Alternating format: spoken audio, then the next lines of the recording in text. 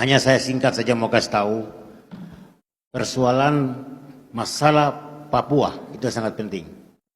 Sebab kita lahir di negeri ini, ketika integrasi 1969, gubernur pertama Eye Bonai di negeri ini, dan kemudian dia tidak tenang, dan dia lari keluar di tanah Papua dan meninggal di sana.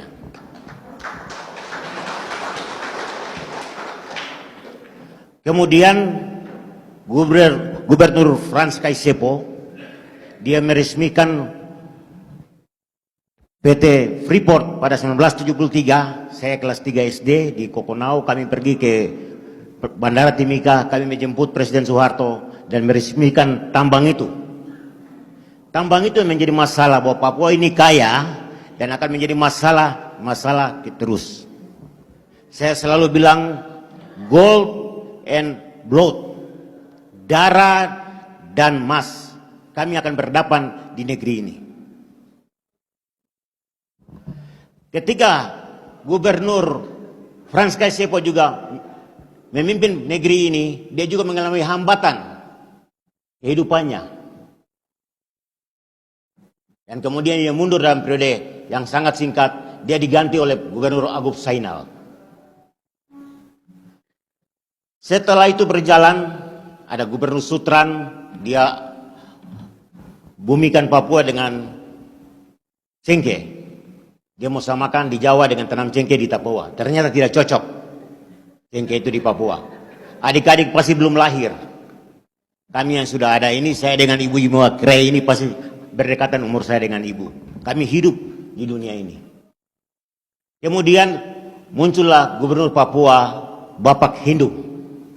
Dia jadi gubernur, saya masih SMP di Kokonau. Dia bilang, kami datangkan transmigrasi di Papua, dari Sorong sampai Merauke, sampai Jayapura. Untuk orang Papua bisa berhadapan dengan transmigrasi. Siapkan pisau daging. Kalian tahu pisau daging itu apa? Kolot. Untuk bisa asimilasi dengan orang Jawa, lahirkan Mujair, muka Jawa Irian. Ini tantangan karena dia rasa takut dalam kehidupannya. Bapak kita dia rasa takut, dia orang fakta. Dia rasa takut. Akhirnya dia pilih ke sana. Ini terjadi di Papua.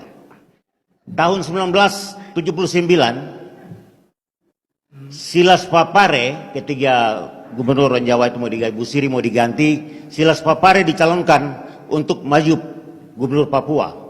Tapi dia diundang satu restoran di Jakarta, dia dikasih racun, berapa jam kemudian dia meninggal. Bukti fakta ada di keluarganya. Yang berikut Gubernur Yap Salosa. Yap Salosa mengundang saya ketemu di Gedung Negara. Saya pakai motor ojek naik ke Gedung Negara ketemu Pak Yap Salosa. Saya dengan Dr. Beni Giai.